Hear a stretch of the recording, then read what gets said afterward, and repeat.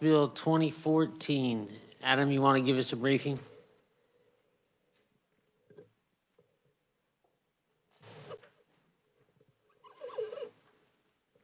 Thank you, Mr. Chairman. House Bill 2014 would designate a portion of U.S. Highway 69 in Crawford County as the Robert Lesson Memorial Highway. This will begin at the portion of US 69 in Crawford County from its junction with K47 Highway, and then we'll go north to the junction of US 69 with 650th Avenue. Highway signs designated the highway as the Robert Lesson Memorial Highway will not be placed until the customary requirements are provided, which would be the Secretary of Transportation wouldn't place the signs until receiving sufficient funds from gifts and donations to cover the cost of the signs plus 50% to pay for future maintenance or replacement of the signs. And with that, I'd be happy to stand for any questions. Committee, any questions for Adam? Seeing none, we'll turn our attention to our first conferee, Representative Collins. Welcome to the committee. Thank you, Mr. Chairman. Chairman Peterson, Vice Chair Clues, Ranking Member Corson, and committee members. I'm Representative Ken Collins from the 2nd District in Southeast Kansas. I know most of you here, I believe. And I'd like to thank you for the opportunity to speak in favor of House Bill 2014, which designates a portion of U.S. Highway 69 in Crawford County as the Robert Lesson Memorial Highway. And Mr. Lesson was born on April 11th, 1918 at Arma, Kansas, and passed away on July 22nd, 2002 in Girard. He was raised in Arma and graduated from Arma High School. He later attended the University of Kansas on a baseball scholarship and also attended Pittsburgh State University and received a degree in business administration. And Mr. Lesson was a veteran of World War II and the Korean War, serving with the Army Air Corps as a B-24 gunner in Europe and with the Flying Tigers in China. He owned Fox Insurance Agency, where he worked as an insurance agent. He was a member of the Army United Methodist Church, Army Masonic Lodge number 408, the Army Eagles, a life member and past commander of the Lawn Helm Post 182 of the American Legion, and original board member of Elk Makers Youth Home. Mr. Lesson had also served on the Army City Council and as mayor. When passed, House Bill 2014 will dedicate the portion of U.S. Highway 69, which bypasses the communities of Arma and Franklin, as a Robert Lesson Memorial Highway, and family members plan to provide funding for the signage, and I will stand for questions at the appropriate time. Committee, are there questions? Senator Dietrich. Thank you so much, Mr. Chair, and thank you for being here today. I'm just kind of interested in he passed away in 2002, and so how do people, determine that this is the best thing to do for this person as a memorial? How did they get to you? Well, the family requested it from me. I'm a friend of Robert Jr., Mr. Lesson's son, and also it's been years ago, but Mrs. Lesson, Mr. Lesson's wife, was my 7th grade English teacher, but she's long since passed away as well. Yes. I was just kind of curious because sometimes when people have passed, quite a few years ago, more than 20 years ago, it's like, why does it come up now? I was just curious. Thank you. All right. Well, I think maybe they had seen other memorials somewhere and said, hey, let's do that for Dad. Well, it sounds like he had an illustrious and wonderful career. Oh, yeah, it was very well respected in the community. Committee, further questions? Seeing none, thank you. Thank you. Are there any further proponents? Any opponents? Any neutrals? We'll close the hearing on 2014. We will reopen our continuation on the hearing of Senate Bill 271. Adam, you can give a briefing from where you're at if you'd like.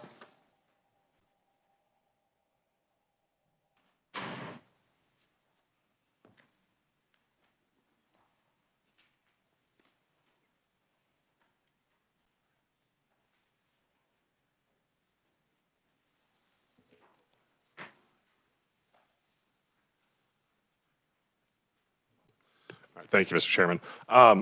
Senate Bill 271 would provide that railroads shall not run any train that exceeds 8,500 feet in length on any main line or branch line of a railroad track.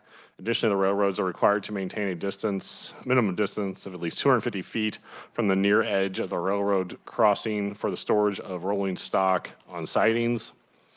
Each day that a violation would occur would be a separate violation and punishable by a fine of not less than $500, but not more than $25,000. And if the railroad is found to have committed a grossly negligent violation or a pattern of repeated violations, such violation shall be punishable by a fine of not more than $100,000. Thank you. Committee, any further questions for Adam? See none, we'll return to the opponents. First up, we have Pat Hubble. Appreciate you coming back today. Didn't have much going on with the weather, Mr. Chairman. Appreciate the opportunity. My name is Pat Hubble. I'm here today. I represent the Kansas Railroad Association and visit with you. I'm not going to go through all the legal arguments. I think we did that yesterday, and some of us got about 3 hours of commerce law or whatever. The thing I'd like to emphasize a little bit this morning is kind of why this is going on. Can I have the first line, please? And give you an idea how the market has changed and how the railroads have adjusted. The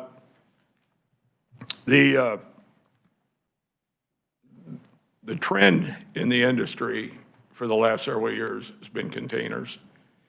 And the ships have continued to get bigger and bigger and bigger. And one of the things that we rely on in the industry are the people that work 2 blocks from here, over in the bunker at the Santa Fe, work for the Union Pacific in Council Bluffs and Omaha, work for both railroads in Texas, to put together a system where you can unload a ship that has 25 to 30,000 containers on it and reload it and have it out of a port within 6 days. And there's only one way we're going to be able to do that, and that's going to be longer trains.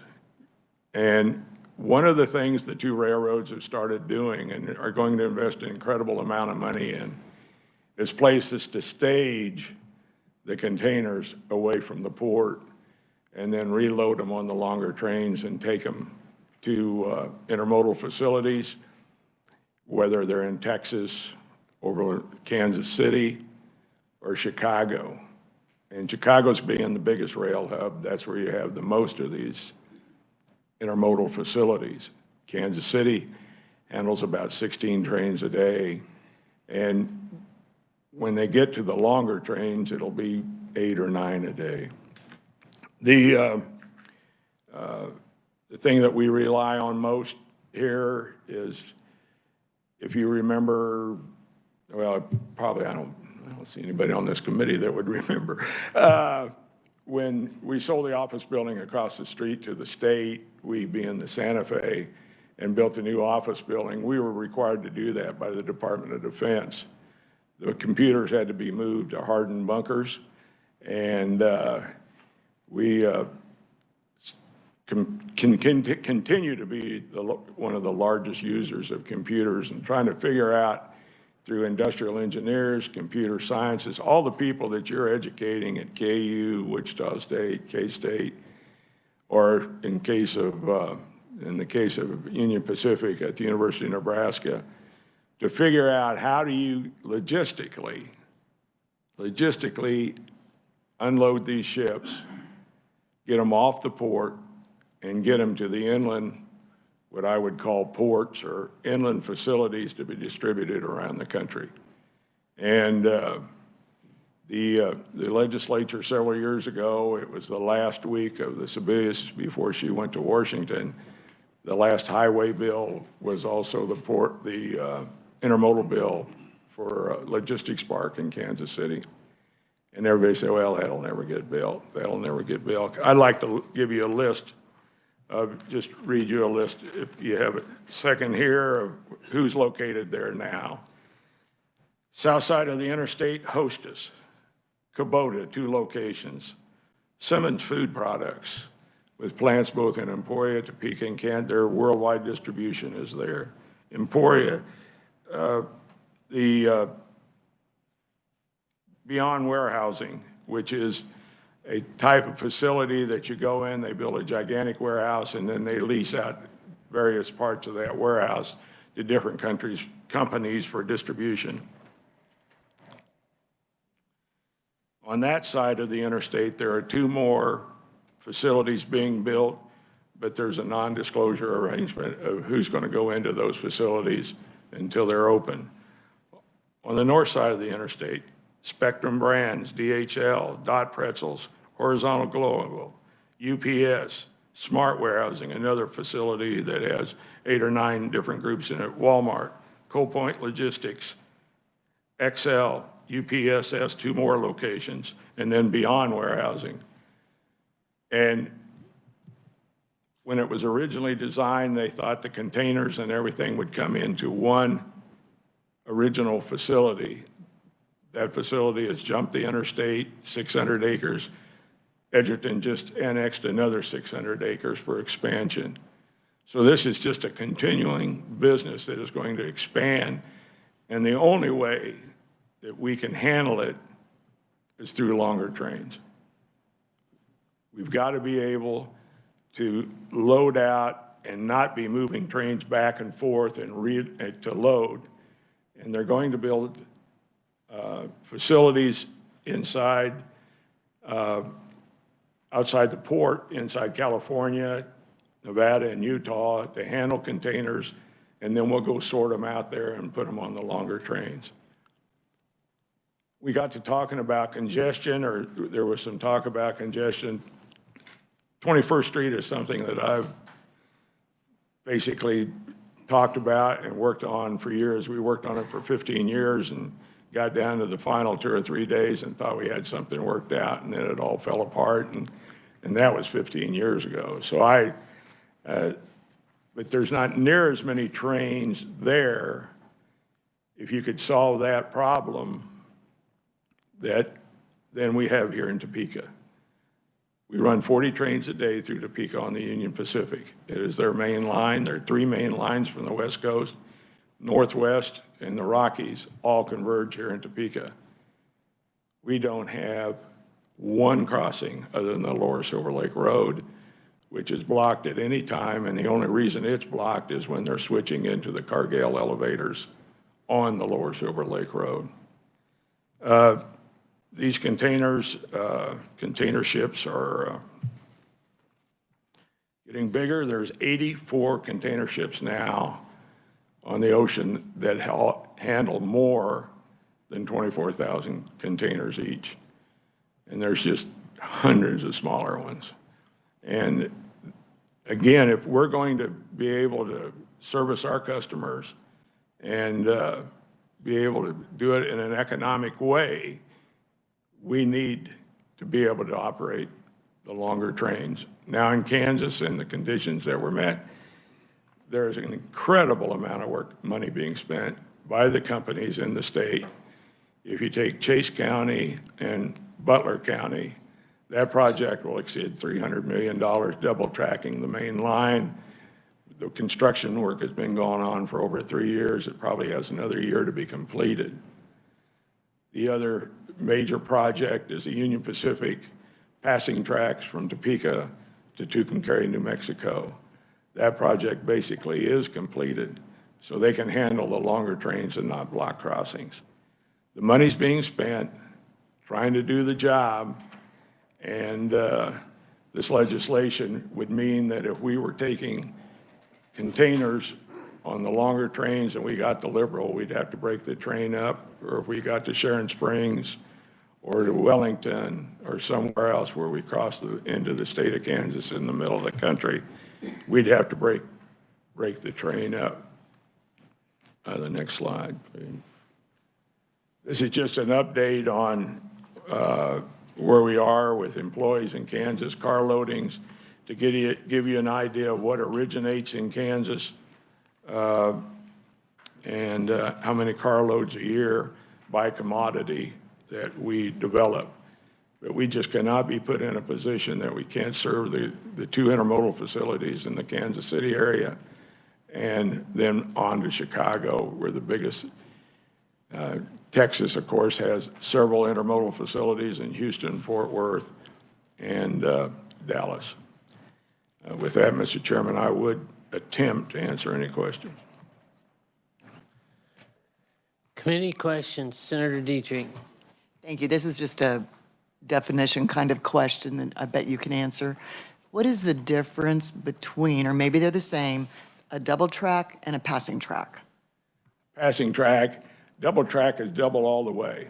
The Transcontinental Railroad on the Santa Fe, for instance, or the BNSF, is double track all the way from Chicago. That's 2 tracks to Los Angeles, except for those 2 counties.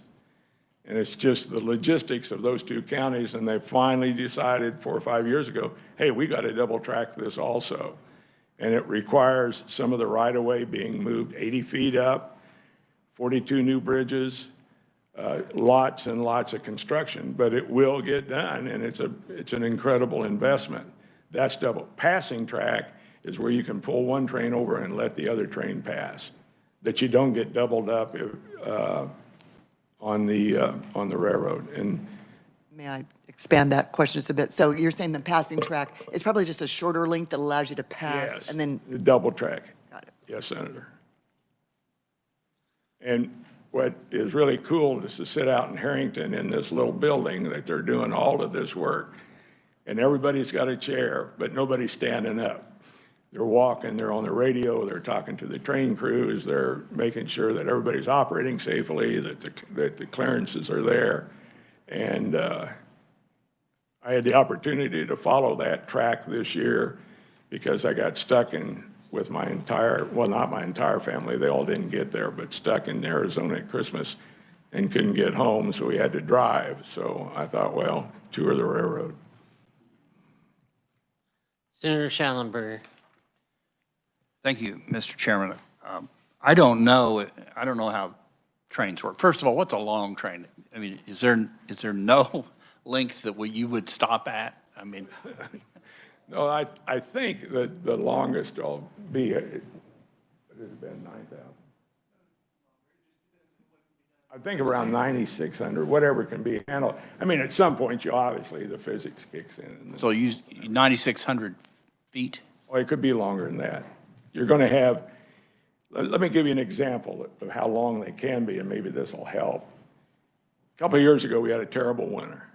If you remember, there were a lot of snows. They couldn't get anything moving. So they would take coal trains because the coal plants were running low, they would put them together. So you had 2 locomotives in front, 110 coal cars, 3 locomotives, another 110 coal cars, and another locomotive. And they came all the way to Kansas City, and then they split right in the middle. They took the 2 locomotives away from the middle, and that train went another direction, and the other train actually went to Lacine. But that's when we were running out of coal. So we can go longer. It's a possibility. So is that a 3-mile train? Oh, at least, yeah. Okay. And so I'm southeast Kansas, and I have friends in the railroad business. Don't apologize. All kinds of for that. friends and relatives.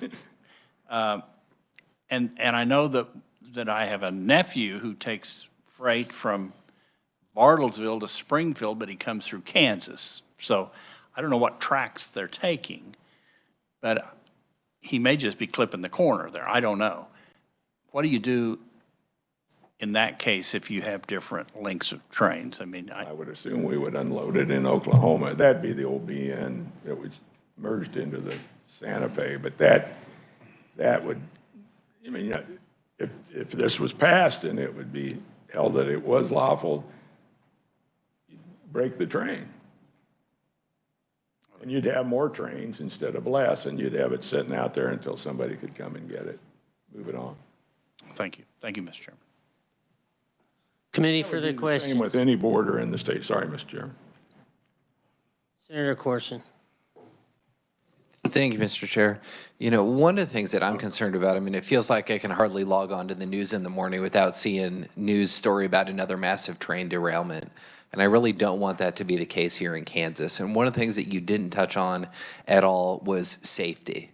And it strikes me that one of the reasons that these derailments are happening and one of the reasons that things are so dangerous is because longer trains means heavier trains, and it's the weight of these trains that is making these derailments even more severe, happening more frequently. And I just worry that I don't want to see a Kansas community going through what happened in East Palestine or anywhere else. And it seems like they're happening more often. And you didn't touch at all on public safety in your presentation. And what I'm wondering is, I mean, is your contention that these longer trains are perfectly safe and that they don't present any increased risk? Or what are you doing around public safety so this doesn't happen in Kansas? Okay, let me, I'd be more than happy to talk about that if I have a minute. Here in Topeka, there's a lot of development. We have the Topeka shops and Union Pacific, same way. I mean, it goes for both railroads. We have taken, and we'd be happy to show it to you, but we inspect our tracks constantly for flaws, all the time. We've built 6 sets, and 2 of the sets are old Ringling Brothers, Barland and Bailey passenger cars. We gut the car, take the floor out of the car, put a new reinforced floor in it, put 60,000 pounds of ballast in the floor, rebuild in the bottom, rebuild the floor, and put instrumentation in there that measures everything there is to know about the track surface. Put a locomotive on there, and these are constantly going around. The other railroads do the same thing, and we're checking the track, and it will measure for any damages, anything that's out of alignment. And our crews are very good at telling us when there's a problem. That engineer isn't sitting there, I mean, he tells us when there's a problem, and we're notified. We had a derailment in Cimarron, Kansas on Amtrak a few years ago. And what had happened was that a fellow that was working for a cattle company didn't set the brake on a truck. It came down and it hit the track and knocked it out of alignment. Nobody reported it. 11 o'clock at night. Next train through was Amtrak. And thank goodness we had an engineer that was wide awake, put the train in emergency, and the entire train derailed. And there were 30-some people hurt, but nobody was killed. But we rely on our crews, we rely on our track geometry cars that cover a system about every 2 weeks. And then we have wayside detectors. Let me turn you back to my question, though. Sure. And the question is simple. Are longer and therefore much heavier trains, are they safer or are they less safe than slightly shorter trains and slightly lighter trains? That's my question. Okay, the light and the heavy is probably not the same because most of with the containers and everything aren't going to be heavier than a coal train or an oil train or anything like that. They're going to be longer, but they're not going to be heavier than an oil train or a coal train or things that are carrying that bulk type or 286,000 pound grain cars. You get 110 of those or 200 of those, they're going to be much heavier. But the intermodal and the stuff that's going to be on the longer trains aren't as heavy as those other trains that we're operating today. Committee, further questions? Senator Cluse. Thank you, Mr. Chairman. Thank you, Pat, for your testimony. Just a question. Your testimony kind of focused on the economic effect. Can you give me some kind of a percentage of, okay, say this bill were to pass 8,500 feet, what would that look like? How much less freight would be hauled typically on a, I don't know how you'd count it, on a daily basis, weekly, monthly, whatever? What percentage of decrease would that look like? Truthfully, there shouldn't be any decrease at all. You'll just have more trains, Senator. We're required to haul people's merchandise. It's not something that we just go out and say, hey, we don't want to take that, or, well, we can't take that. We're required to haul that. We're required to haul that hazmat material, and we haul a lot of it. And we get 99.9% of it delivered without any incident at all. And we're much safer. I mean, if you want the stuff on the highways, and then we wouldn't, that's just the bottom line. Either it comes to us or it goes on the highway. And So let me follow up with that. sure, So what you're saying is, even though we would go to a smaller length, you would just have to put more engines and more trains on the tracks to compensate. So you really wouldn't be losing percentage of volume being shipped other than cost factor of putting more trains on the rails. Is that correct? you know, we'd be less competitive. We'd have to hire more crews. We can't hire enough crews now, but we'd have to hire more, train more. Johnson County Community College is one of the places we train them. Yeah, the business probably isn't going to go away. It's just going to be a heck of a lot harder to handle it. And I think the point is that it will be more expensive. And the whole thing is expense driven. Just one more follow-up question on that. Then, so in your opinion, would more trains at lesser length be more detrimental to track runs than fewer longer trains? I don't know. Physics tells me that probably isn't. I mean, you're going to run the same amount over them. We're going to have a lot harder time of getting into yards when you have one train, you got another one coming and another one coming instead of one long train. But the economics are there to do it. But you will have to have more motive power and more employees, and I would assume that would drive some of this legislation being introduced. I mean, let me put it that when I started lobbying for the railroads, we had 5-man crews, 3 in the front, 2 in the rear, and a caboose. We eliminated the caboose. That was going to be the most dangerous thing that ever happened. I mean, it was just, we could never recover from it. Then we take the firemen out of the locomotive when we finally figured out we weren't burning coal. And now we have 2 people in the locomotive. We're going to experiment with other systems where we put somebody on the ground in a 3/4 ton pickup that will be assisting the railroad, the train movements all along. And they'll have regular hours, they'll have 25, 30 mile of track. They may have 20 trains a day coming through there. And you take our town here, Senator, where we live, 40 Union Pacific trains a day. And they only cross one street. I mean, think about that. And they're coming from California.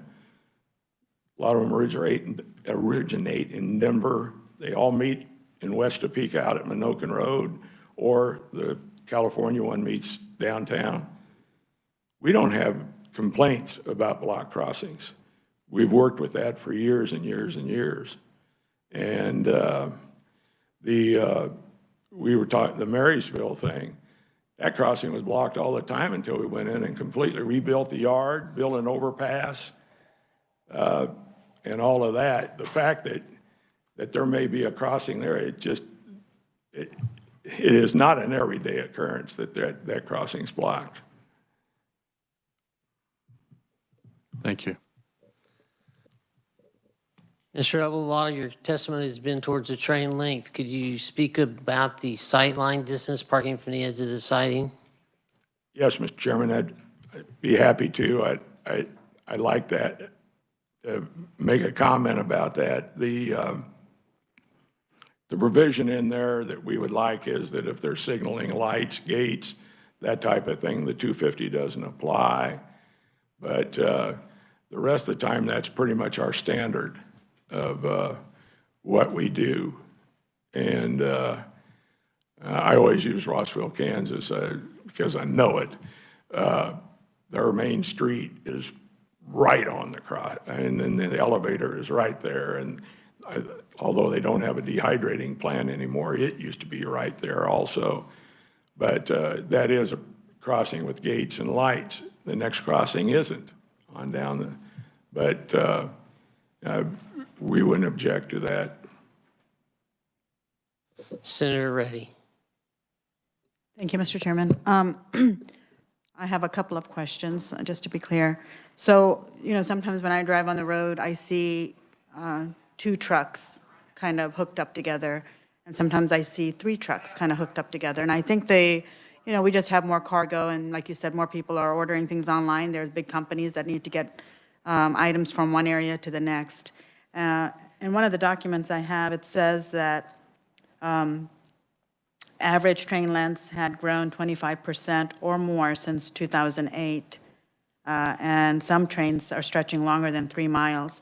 At what point is long enough? How much longer do they need to be if they keep increasing? What would be the stop?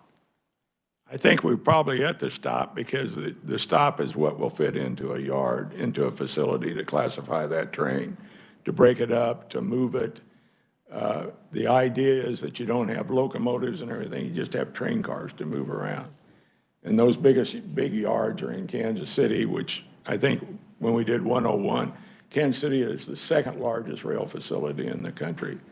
But you don't, the more trains you have waiting on each other, the longer it's going to take to get in and out of the yards. But if you have one train that can go into one track and another one go in, the classification tracks, I think there's 53 tracks in the BNSF yard, and close to that many in there's quite a few in the Union Pacific yard. And they purposely moved their yard from North Kansas City over on the Kansas side to be able to handle those longer tracks, or longer trains. And I just bring this up because sometimes if there isn't a starting point for some type of regulation in length, we might just be going for quote-unquote efficiency, and we want to make sure that we are not going into where trains, or like automobiles right now, are being self-automated, where they can drive on their own or stop on their own. I don't know the path for trains. I would assume they're also looking at something similar. So I just want to be erring on the safety side as we move some of these things forward, and not be quote-unquote cost efficient, or this is what we can do with fewer men or fewer people or fewer crew. So I'm concerned about those types of factors when we discuss this type of legislation. Thank you, Mr. Chairman. Could I just add one point? Stop on their own. The trains will. The trains have devices that if the engineer doesn't touch metal, he gets an alerter. And if he doesn't do it again, the train will shut itself down. And we have put positive train control in. We spent almost $15 billion on it. And it controls any type of head-in, head-on, or tail-end accidents. I think the only thing you get are more trucks if we're not able to make the economies that longer trains would do. Committee, further questions? Senator Corson for the last question. Thank you. I want to kind of try to take a crack at my original question again, because I don't think I got sort of a full answer. So the GAO report says that since 2008, trains are about, on average, 25% longer. Since that time, we've had a massive increase in derailments. So what I'm wondering from your perspective, is that a coincidence? Is that causation? Is that correlation? So, can you just sort of walk me through your theory of the case of we've got all of these longer trains that's a more recent development, that these trains are getting longer and longer. coinciding with a major increase in train derailments. And again, I'm wondering, coincidence, causation, correlation, what's your theory about that? Well, my theory is we have to report anytime there's an incident, whether it's $1,000. I think $1,000 is where it starts. It may be a little higher than that. I don't know if they've changed that. But there are incidents in the yards. There's places where I don't think it's caused necessarily. It hasn't been caused by longer trains because we haven't had them that long. I think the amount of money that we pay on, we don't make money if we're derailing. Careers on the railroad are made when you don't do that, when you do operate safe. Every locomotive on the Union Pacific and on the BNSF is monitored. UP does it from Council Bluffs. Santa Fe monitors every locomotive from Fort Worth. We got tickets on our trains in Chase County. So we went back on the computers and said, well, where was that locomotive? Number 4315. Well, it wasn't in Chase County that day, it was in Montana. We were getting cited for things that didn't even exist. And we couldn't even correct them because we didn't know what people were talking about. When we have numbers for people to call when they spot incidences or when they think there's a problem at a crossing. They're on the crossing. We have people that monitor those 800 numbers every day to find out what the complaint was or what the problem is. The thing in Ohio is terrible. And we have hot box detectors, and I assume there'll be a lot of research as why that one worked or didn't work or what happened. I don't know the answer to that, Senator.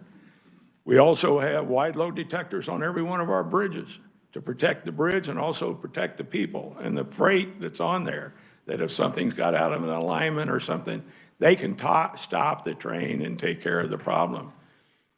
We practice safety all the time. You don't go to a railroad meeting. If the railroad was meeting in this room, you wouldn't start that meeting unless you knew where all the exits were, who was qualified to do CPR, where the oxygen was, where was the defibrillator, and who could work it. You can't go to a meeting without a safety presentation before the meeting ever starts.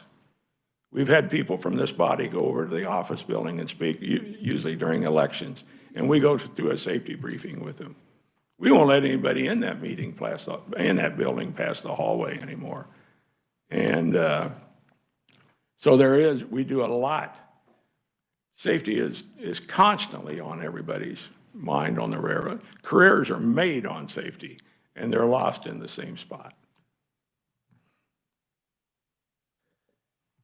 Thank you for your testimony. We may have to have you back early next year for Railroad 101. At my age, I may not be back, Senator. My wife has told me it's time to quit. Next, we have Eric Stafford. We'll accept his as written. Is there any further opponents? We'll turn to neutrals. Corey Davis. Welcome to the committee. Thank you, Mr. Chair. I'm Corey Davis, Director of Multimodal Transportation and Innovation for KDOT. I would like to briefly relay KDOT's current expertise in the railroad operations in the railroad industry. Currently, we focus our expertise on 3 key funding programs, the Rail Service Improvement Fund, Short Line Improvement Fund, and Section 130 federal funds. These funds support short line enhancements of rail infrastructure, rehabilitate, modernize, and expand that rail infrastructure. And then our Section 130 funds help crossing improvements. In addition to those funding programs, we also have an extensive amount of railroad coordination between KDOT and railroads tied to maintaining an accurate FRA crossing inventory for all at-grade crossings. And we also work with the railroads on a regular basis with our highway construction projects for permits and right-of-way use and coordinate on those types of projects. I say that to help the committee understand what KDOT's current expertise is This bill authorizes KDOT to enter railroad property to inspect railroad equipment, facility, rolling stock, operations, and relevant records. And just want to point out that that's currently something that KDOT does not have the expertise in doing. Would require additional staff, training, and man-hours to do so. I do want to point out briefly that safety is a core value of KDOT, and safety is a part of everything we do. So we are supportive of any rail crossing safety and those aspects of the bill. So yeah, just wanted to briefly let the committee understand what KDOT's current expertise is, and I will stand for any questions. Committee questions? Seeing none, thank you. Thank you, Mr. Chair. Any further neutrals? Committee will close the hearing on Senate Bill 271. See no further business come before the committee. We are adjourned.